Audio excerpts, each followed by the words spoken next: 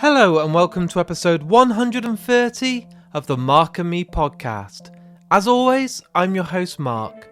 Joining me on today's episode is the writer, producer and film director Adam Egypt Mortimer. I've been a huge fan of his work ever since I saw Daniel Isn't Real. It was one of those films that I took a chance on. Arrow released it, and in true typical fashion, I don't have to go and even see the films that Arrow release. I'll just always invest my money in their releases because I think they're a great company and they always pick some really weird films and cult films, and I just have true faith in them. So when I saw this Daniel Isn't Real and the cover, which was all this really dark red and purpley and just looked something like David Lynch would do, I invested my money in it, and boy, it didn't let me down. This film is amazing. And we now get to sit down and talk about his brand new film which has just come out, Archenemy. And if you stick around to the end of the podcast, there's going to be a chance to also win that on DVD. But it's a great interview. He's so full of life, so much energy, so much passion. And I say this on every podcast, he's a guest I want to get back as soon as possible and talk for longer because it wasn't long enough. But I hope you all absolutely love it as much as me, and I think I just want to get straight to it. So here's me and Adam talking all things movies. So Adam, thanks for joining me today on the Mark and Me podcast. Yeah, thanks for having me. It's nice to be talking to you. What I wanted to do today is start by taking it back to maybe when you were in your teenage years or at school and find out what it was that made you want to take that road into making films or being an actor. Or where was it that you kind of found yourself really drawn to wanting to get into this industry? You know, I ask myself that a lot because it's one of those things that seems like it pervaded everything throughout my life, and yet at the same time, I don't know when the definitive moment was to sort of plunge. But I do know that when I was, I think, about 15 years old, I made a short film on Super 8. And what's interesting to me is looking back on that piece, has so many of the similar themes of everything that I still do now. It was a black and white movie about a depressed teenager, and it mixed color animation with the black and white Super 8. The animation was like that I just drew myself, like scraps of paper and things like that, and it was about suicide, and it had a moment of the character meeting the Grim Reaper and taking down the Grim Reaper's hood, and it was himself, and just all of these same themes of doppelgangers and suicide and sacrifice and madness that have wound up being like all I ever talk about. And I think prior to that, you know, I have this memory of when I was really young, being at my uncle's house and he had a bound copy of the screenplay for The Exorcist, like the published script. I remember opening that up and reading it. It was a little bit, you know, above my reading level at the time, but just being obsessed with, like, I think that was the first time I saw a script. I saw a screenplay for a movie I wouldn't see for decades later. But I was just sort of fascinated with, like, the form of it. And I remember starting to write screenplays, you know, as a little kid that didn't get far beyond, like, the opening credits, you know, like the opening credits and then a scene of people talking, but just being, like, really interested in that form. And so I you know, cut to years and years later, I never wound up going to film school. I was sort of dabbling in making films and experimental film kind of projects with my friends, but I was a musician for a while. Like, that was my main creative thing. And then I think I did enough music, you know, like I went on a tour or two, I put out a record or two, and I remember sitting in a van when I was driving with a band that I was like support playing with. And I was always filming, like I was always filming the musicians sort of on my scene and things like that. But I remember being in a van driving across the United States, reading that book, Raging Bulls and Easy Riders and Raging Bulls, which is about the 70s new wave America cinema. And I was like, okay, I have to do this now. And I'm going to make this sound a lot faster and simpler than it actually was, but then I gave away my musical instruments and moved to LA to become a filmmaker. That's very brave. And sort of made this choice of, like, I can only it's going to be so hard to do this that I can't be like, oh, maybe I should also be playing music. Oh, maybe I'll, you know what I mean? Like I had to make this like real serious break. Although again, that sounds dramatic, but then the reality of it is that years and years and years go by and there's lots of meandering until you finally get to make a movie. But there was, there were those few sort of watershed moments. And I think a couple other watershed moments were simply seeing movies that totally fucked me up. And seeing a VHS copy of Pink Floyd The Wall when I was young really like ripped my brain out and ripped my soul out, and I felt sick for months after seeing it. But amazingly, I think things like that, those kind of like incredible experiences with movies, possibly negative experiences, really like kept me thinking about the form, the medium, and wanting to be a part of it somehow. I think sometimes the most traumatic movie experiences of my life are the ones that have stayed with me the most and maybe influenced me the most. And certainly on, with Archenemy, I was deeply, sort of influenced by Pink Floyd The Wall, the movie, aesthetically and sort of thematically. So it's been, as meandering and long and amorphous as a career can be, you can also then reduce it to these just like perfectly straight little arrows from when you're, 9-10 years old to what you do now. It's interesting, when you look back and make sense of it.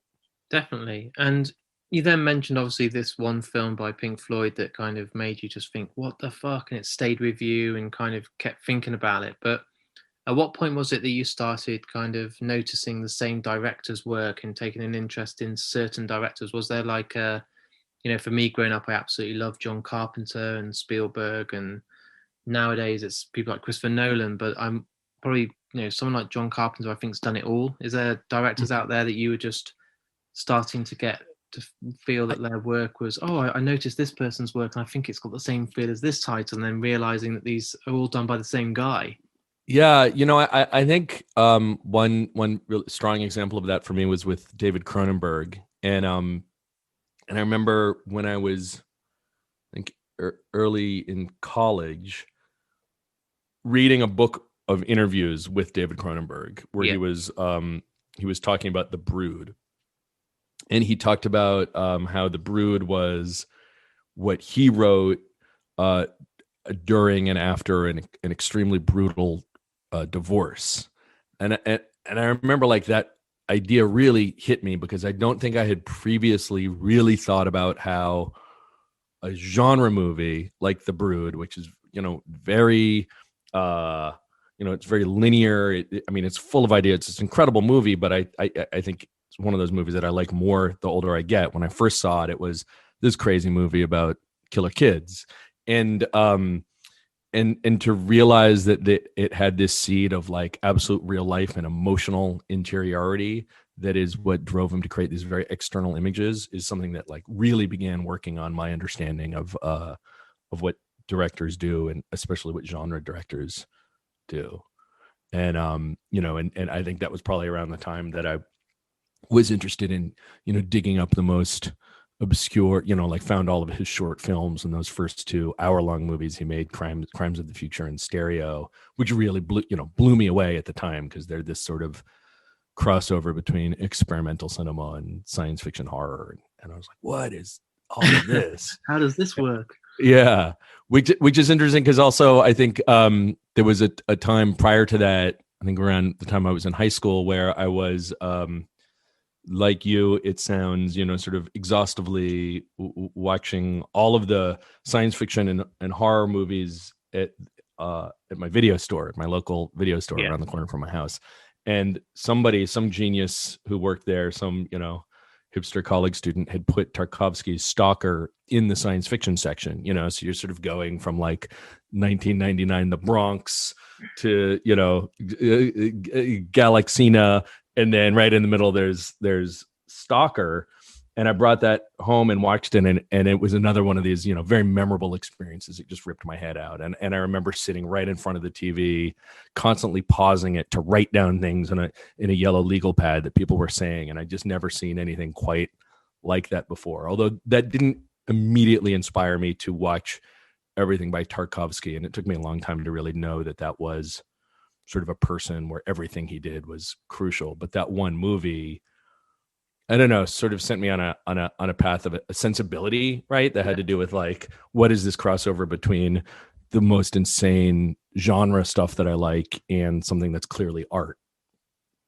Have you had chance yet to see Possessor by Cronenberg's son, Brandon? Yeah. It's fascinating. I loved his first movie, Antiviral. I saw that at a festival years ago when it came out, and then I saw Possessor. It was the short film that he did. It has a really complex, strange title. They played that at Fright Fest UK when I was there with Daniel Isn't Real. So I got to see that projected on a big screen. What the hell is it called? It's like You Will Experience Deviation from Your Body. It's got some strange title like that, but it was sort of an experiment in putting together the visuals for Possessor. And yeah, and then I saw Possessor. And was it the please speak continuously and describe experiences as they come to you or something? Yes. The longest title ever. Yeah. And that, I remember seeing that and I was like, what? Like, whatever this is a precursor to, I can't wait. And I mean, Possessor is such a well executed movie, and it's just absolutely fascinating I don't know anything about Brandon Cronenberg, but it's fascinating to be doing the same thing that your father did, who is a titan of the form, and to even be working within the same genre, subgenre, microgenre, metaphysics as your father, and yet still be making work that is like so overpoweringly original. And I can't wait to see what he does next. And that dynamic is absolutely fascinating. I had him on the podcast recently, and I just think I know it's hard because of his dad's attachment, and everyone will always say, well, it's because of your dad, and you're going to try and live into his shoes. Like with Joe Hill and Stephen King, it's tough. But Brandon, I think, has got the absolute world at his feet if he wants it, and he's just a genius. Yeah, clearly. He's a great filmmaker, and he's, born to do it, and all the power to him, because I can't wait to see whatever he does next. And looking at your early work, obviously you were involved in a music video with Breaking Benjamin, one of the early songs, which is nearly scarily 20 years ago now. Yeah. Like that was my first thing. I guess that's the first thing I directed, really. It was it wasn't directly a music video for them. It was their short, their video short, wasn't it? Well, it was how it came about was at the time I was working at Nickelodeon, the kids company, doing like producing and editing for interstitials, and somebody got in touch with me and said, hey, we'll give you a couple $1,000 to take this Breaking Benjamin song and cut shots from the movie Hellboy over it and release that as a kind of viral video. And I said, what if I take your few $1,000s and shoot an entirely high concept short music video on 35 millimeter film that will tie into Hellboy and use some of the footage, but like have like a whole thing. And they agreed to it. So I took this money and flew out to LA and called my buddy who was just starting out producing and got an actor. And we shot this music video about a kind of like a weirdo janitor at a hospital who has an obsession with Hellboy, and he skateboards around the hospital at night, spray painting Hellboy on the wall and painting himself all in red. And I think we actually got a version of the prop fist from the movie to use in it. And that was like the first time I ever directed something like as a project. Like somebody said, here's money, and I directed it. And I I think an interesting thing, I always point to that experience to people who are, trying to figure out how to get into filmmaking and things, because if I had kept the money and just done the edit, it would have been a really significant amount of money for me at the time. Yeah. But instead I made $0 of profit and spent all of it, but came away with something that was like a really cool, here's what I can do if I'm able to direct. And that really like helped me take a step forward. And right around that same time, this like very avant-garde noise experimental band that I was involved with got a record deal that enabled me to shoot a music video for them for really very little money, but still, a couple $1,000. And and we created this very high concept, kind of lo-fi but experimental, cool thing. And so between the two of those, suddenly I had directed things, Yeah. and thus began the molasses like climb up the hill to finally being able to make a movie. My first introduction to your work was I buy a lot of Arrow releases. Even if I haven't seen the film, I'll invest in them. They're a British company here that have been there from the beginning, and you get all these amazing features and commentaries and the extra footage. It's incredible. If you're interested in film, it's only, I believe, those and Criterion now that really still put their heart and soul into it, not just a trailer and a. Yeah, no, I love what Arrow does. Their titles are just, I mean, it's all the greatest, cult movies, and they just lovingly put them together. I love them, and I loved working with them. And that's how I first saw Daniel Isn't Real, and I literally just took a gamble. I just thought, oh, it's another one for Arrow. I can't have that gap in my collection. I need to get it. It's fine there with the rest of them, and it must be incredible to be in a position where you've had that detail and that care put into your release, and it must be quite hard to sometimes just look at your collection with other stuff like Cronenberg titles and all these horrors and these classics, and yours is part of their kind of back catalog. Nothing makes me more proud than being part of the Arrow collection. I think it's so cool, and you're right, they put such love into the release and getting to do all of these special features, and because I'm very attached to the idea of sharing what I've been figuring out as a director with, like a lot. I didn't go to film school, so a lot of how I learned how to make a movie was from bonus features and commentary tracks. Yeah. And so, I really want to approach my own release as like, well, maybe this will help somebody figure out how to make a movie, and yeah, with Arrow, they just did tons of beautiful work on that release. I mean, in the US, I don't even think we released that movie on Blu-ray. No. But Arrow released Blu-ray with beautiful packaging and special features and all these things. So yeah, they're the best. It's amazing. And this led obviously to your most recent title, which we're promoting now, and obviously you're doing a lot of press for, and over here it's just being released. So we've got Archenemy. Can you tell, without spoiling it too much, the listeners out there that are wanting to listen today and kind of get into this title, a little bit about the film without spoiling it? Yeah, absolutely. Archenemy is like my kind of psychedelic, gritty take on the superhero idea, right? Where I didn't want to. I don't think that superhero movies should be a genre of film. Like they shouldn't feel a certain way. The superheroes are this incredible mythology, set of characters, set of ideas, and in comic books, since at least the early 80s, they have, in comic books, the creators of superheroes have created have talked to their audience in this incredibly sophisticated way, so that you get things like, Elektra Assassin, where it's just this mind fuck of, like psychology and experimental art and horror, and you already know who this character is, and you don't need to have your hand held through she's bit by an radioactive Elektra or what, and I thought, when I started working on Archenemy, I thought I want to do a movie about superheroes that's like that's in that mode. Like we're familiar with what these characters are, but what other kind of aesthetics, what other kind of genres could I bring to it? How could I make a superhero movie that could feel like, what would Wong Kar-wai do or Nicholas Refn do if they were given a superhero movie? And so I'd had this idea of a guy in a tattered cape sitting at a bar drinking whiskey, telling people about how he used to be a superhero, but he lost his powers and he's from another dimension, and nobody believes him, and he kind of spirals into sort of this idea of what it's like to have had all of your glory days behind you and now you're broken, and sort of started there in doing something that then became kind of this, I don't know, Repo Man meets the Punisher kind of movie, starring Joe Manganiello, who is known as being sort of the most handsome man on the planet, and really looks like Superman if you give him a chance. But in our movie, he becomes a completely deconstructed, grimy, broken thing of a man. When you were writing this film, because obviously with that casting choice, was it your number one thought, or was it kind of hoping that you could land him in this role, knowing that he's quite popular and everyone loves him, and you're thinking, oh, can I pull this off? Or was it a kind of you wrote this thinking with him in mind from day one?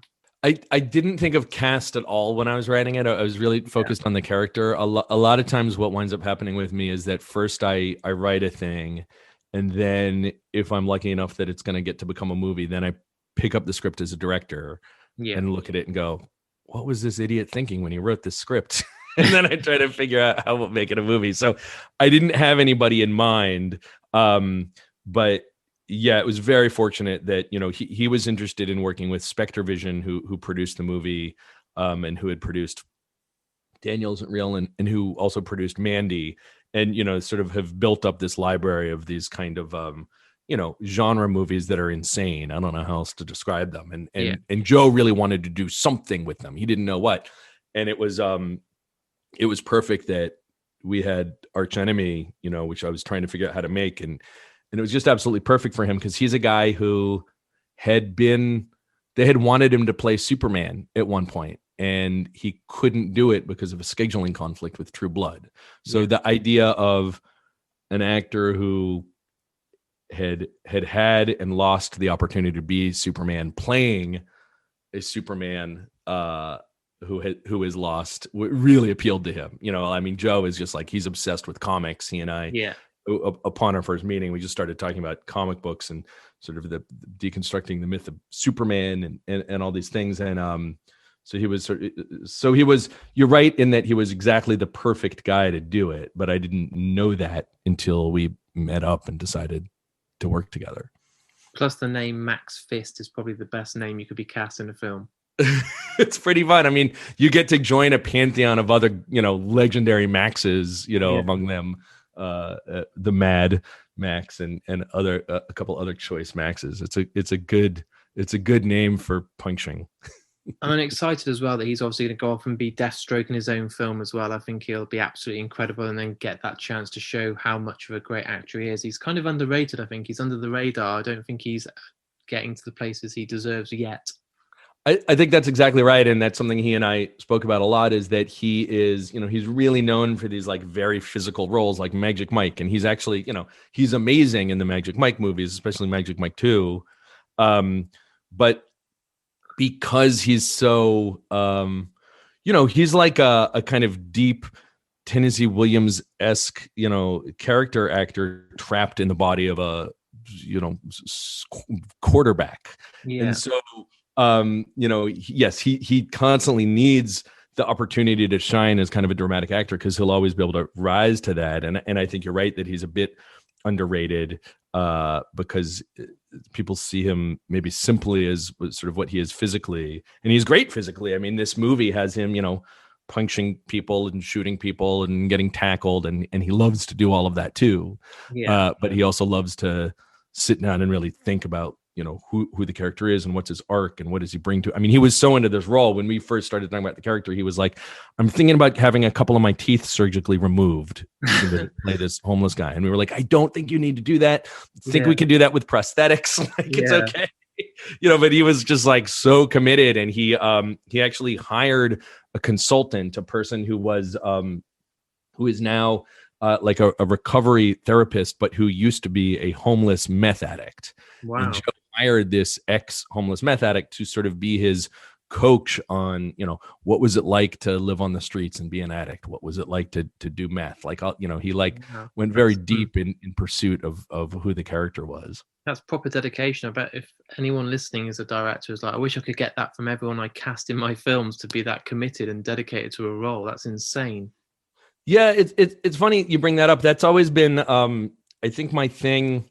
My first movie, which was this very, very small slasher movie, when I started working with the actors on that, or everybody on the crew, the whole thing, I was really obsessed with trying to make sure everybody knew that although this is a slasher movie, it has the slasher movie conceit, and a lot of people are going to get cut up. Like, I am taking it very seriously emotionally, and I need all of the actors to take it seriously. This is a movie about trauma. This is a movie about what has happened to us we can connect to, and all the way down to the crew. Like guys, please don't call this a low budget slasher movie. This is like a thing. We're trying to do it. and like really obsessively trying to make sure that they understood how seriously I did it. I took it and, sort of prepared for it so that by example, they would join me. And now I think that, by the time I've gotten to these next movies, I've realized I don't as much have the need to do that anymore, because it's like, oh, that's what we're doing. We're making, it's a genre movie, but we take it very seriously, and we're going to show up prepared and obsessed. And so, luckily, like all of the actors I've worked with since then, and the crew have really understood that. But I think that's an interesting, it's an interesting battle to figure out how to fight when you're doing genre movies, which can always go in the direction of, let's just figure out a way to point the camera at some cool piece of rubber squirting blood. Yeah. And like, but like, what about all of the rest of what the movie needs to be in order to really say something and communicate a feeling? I think there's an interesting, I don't know, history of genre cinema, like battling in that tension. And now this film's done, and obviously the UK will get the release here. With the lockdown and everything that's gone on with COVID and stuff, has this given you a chance to evaluate and see what you want next? Have you been able to write or finish projects that you haven't had time to until now? Because obviously we've not got the option just to go out there and make films as normal. Well, first of all, luckily, I spent about the first half of, so far half, hopefully it ends soon. But yeah, the first half of the pandemic, working on this movie, because we finished shooting Archenemy right before the pandemic hit. Yeah. So I was doing all of the editing and everything remotely, via Zoom, and we created the whole movie that way. So that kept me very, very busy, which was a blessing, wonderful thing to be thankful for. And so now I have a script for another movie that I wrote with Brian, who collaborated with me on Daniel Isn't Real. We have a horror movie about witchcraft and capitalism. It's kind of a crime horror movie that we are hoping to get made this year. And, at the same time, having now made these 3 movies that people seem to like, a lot more sort of opportunities have been coming my way. So far in my life, I've written everything I do, because where else am I going to find material that I'm interested in that's good? But now I'm starting to get, people calling me up saying, hey, we've got the rights to this cool novel, or hey, check out this script. And it's sort of, bringing more collaborators into my life in order to find new, stories that are exactly right for me to tell, but which I maybe wouldn't have thought of. And that's been really exciting. So I don't know exactly where that's going to lead to next specifically, but it feels it feels hopeful and exciting to have a body of work, so people can say, oh, I see what you do. I see that you're interested in genre, but you want to have this twist on it. Like that's been really satisfying. That's awesome. And a question I ask everyone that comes on the show, because a lot of upcoming directors or cinematographers or editors or just people that want to be in the film industry listen to the podcast. So when I've asked people like Neil Blomkamp, Neil Marshall, etc., what advice do you give to those people that are listening today that want to try and make their first film, or get involved in being a part of a production of a film, or just getting themselves out there and a name for themselves in an industry that I believe is really hard to kind of break through in at the moment? Yeah, no, I know it really is. I think there's a couple things, and it's such a difficult calling, professional career, whatever you want to call it, that I think you have to be prepared to suffer a little bit. But for me, I think part of it was painting myself into a corner where there was nothing else that I could do, and simultaneous to that, being incredibly patient and not freaking out. So I spent a lot of time prior to making Daniel Isn't Real being really freaked out that I was going to die, literally die, without having made a movie that I could 100% stand behind, and therefore would just be lost like dust. Yeah. And then what I realized after having made the movie and having an incredible sense of peace from having made it is that all of that time that I spent freaking out could have been better spent doing anything other than freaking out. But, like watching cool movies on the Criterion Channel, or, writing or just Yeah. going to the beach and practicing meditation because you need to be not freaked out in order to make a movie, which is a real contradiction because it will freak you out. It's so intense and difficult, but you need to find ways to cope with your anxiety. And so there was so much temptation along the way to say, well, maybe I'll start my own company, or maybe I'll take this job. All of these things come your way that seem like they'll make your life easier, but will divert you away from the single-minded focus of getting a movie made. And so in some ways you have to just be incredibly devoted to it and prepare for a lot of sacrifice, and also try to train yourself not to be destroyed by those sacrifices. This is all very general, but I think it's quite an emotional game. And when people quit trying to make movies, it's because their emotional reality devours them. Where maybe if there's survive in the most basic way you can, and eventually it will happen. And then I guess the more practical advice is make stuff. My example of, I was offered money to make it sort of a promo edit, and I turned it into an opportunity to make a music video. And I had several things like that come my way. After my second music video, Warner Brothers Records called me up and said, "Hey, we like what you do, but it's super weird, but you have a vision. So do you want to do a music video for this like pop punk band?" And that helped me develop a career. You have to make things, and you have to also understand that the thing you make might not be the one single reality breaking thing that sends you up the charts, but you have to put things out there, and we have the capabilities of doing that. So put things out there, and don't despise yourself if you feel like you're not where you want to be, because it is always going to take you longer. I mean, our minds have really been melted by the occasional wonder kid. I knew Harmony Korine a long time ago, and it really blew my mind knowing him, because I thought that any 18-year-old with vision would immediately be able to make Gummo. And he is a once in a generation, or maybe once in a 3 generation wonderkind, super artist. And some of us, it takes us decades before we can make our first movie, and then it's not even as cool as Gummo, and that's okay too. It's hard, isn't it? It's easier said than done to not be your own worst critic and too hard on yourself and constantly going, well, this is a battle and everyone else is doing it better. But it's really hard to kind of take a step back sometimes and not get caught up in it. Yeah, I think it's important that, the thing that I started to learn was that you feel like your anxiety is like a unique disability, but it turns out that it's the thing that connects all of us, into the same experience. And, when I was about to do Some Kind of Hate, I had done, all these music videos and very visual things, but this was going to be the first time I was really going to work with actors. And I signed up to do acting classes, and I signed up to do workshops for directors about working with actors. And, the first thing I said to my teacher was, I feel so much anxiety about, and I started talking about it like I am the king of anxiety. Like I've invented being anxious about doing work.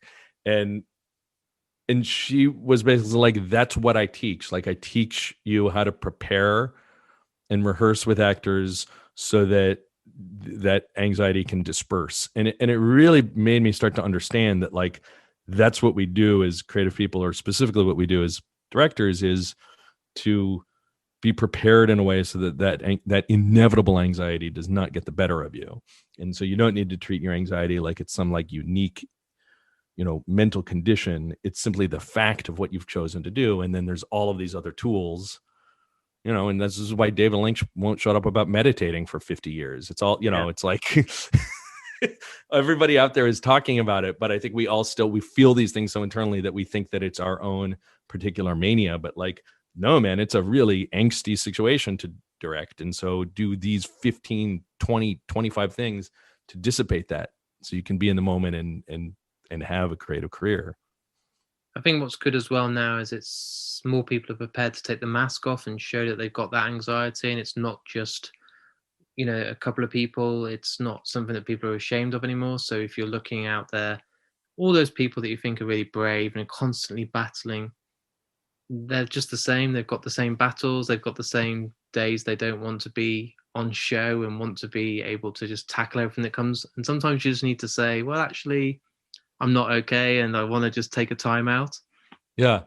No, I think that's true. I think, previous generations really insisted on this like face of stoicism that I think was important for them. Yeah. I think they needed to project strength to the people that worked for them. I think they needed to project strength to the studios that hired them. But now we live in a world where everybody is pretty comfortable just being like a shrieking mass of gelatinous anxiety, which can be overwhelming when you look at it en masse. But exactly as you say, it also means that sort of the masks are off and we can understand what some of even our greatest heroes are feeling and connect that to how we're feeling. I remember hearing Ridley Scott a long time ago say that sometimes directing feels like the most lonely thing in the world. And I think at the time, I may have took that as sort of like a heroic comment, or, he sees himself standing on the mountaintop or whatever. But, as you go on, you realize, what he means is you actually feel miserably lonely and you don't know who to turn to for help. And you have to make these decisions and it's a sucky feeling. Yeah. And knowing that, okay, even the man that directed Blade Runner is miserable and in an anxious wreck, but then you get it together and, you're not faking that you're okay. You're communicating in a clear way to the people around you and you get through it. And you make Blade Runner. And you make fucking Blade Runner. Yeah, which isn't a bad way to show that it's okay when you're up that mountain. One thing I do on the podcast, but I ask every guest that comes on to pick the outro music to make the episode unique to them. So every single guest can choose a piece of music. Now, if I gave you too long to think about it, you'd be looking. I've got an answer. I've already got an answer because I posted it on Twitter this morning. Amazing. Because it's Yoko Ono's birthday. Oh, okay. She's 88 years old. The day that we're recording this. So I love Yoko Ono. I think she's super, super interesting. So she has a song off of the record Fly called Mind Train. Okay, cool. And I love that. It's on YouTube. People are like, we take about 10 minutes of the interview to try and break it down from 10 songs to 3 to 2 to 1. Or they're like, I don't know if I want a score or a piece of music by my favorite band, but you were there straight away. Yeah. Yeah. I mean, it's just lucky that I had been thinking about her music first thing this morning. And so, That's awesome. Adam, I want to thank you for taking the time to come on the podcast today. It's been an absolute pleasure to speak to you. It's one of those ones where I'm sitting here now thinking we could do a follow-up, we could do a trilogy. It's one of those ones where I think I could talk to you for hours. Yeah, great, man. Happy to do it. This is a great chat. Right on. All right. Thanks, Mark. So there it is. There's my interview with me and Adam. And as I said at the start of today's interview, a guest I want to get back as soon as possible. And the good news is we did speak after the interview and he's agreed to come back on real soon. So we'll do an hour special, delve deeper into the film industry, talk more about influences and just wherever the conversation takes us. A huge thank you for Adam for taking the time to come on the Mark and Me podcast. And obviously, as I said at the start of today's episode, we are there talking about his brand new film, Archenemy, which is out now. Go and check it out. And if you really, really want to win this film, go on my social media this week and I'll be running a competition on Facebook, Twitter and Instagram to win this on DVD. And then you can watch the film and let me know just how much you loved it. Also, as you know right now, Mark and Me has never been busier. I'm having 2 episodes come out every single week. It's absolutely full on. I had 9 different guests in March alone, and it isn't going to stop anytime soon. But to keep this podcast going and up and running and keeping it where it needs to be, I need support. So if you jump onto markandme.com, on there's links to my Twitter, Facebook and Instagram.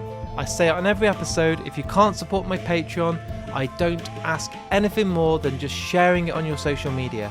It costs absolutely nothing. You can retweet an episode, put it on your Instagram or share it on Facebook, and it does make a massive difference. I see new people then that are amongst your friends list, listen to the podcast and then come and follow or let me know that they found it out for a friend. And word of mouth is absolutely huge, so please keep those shares coming.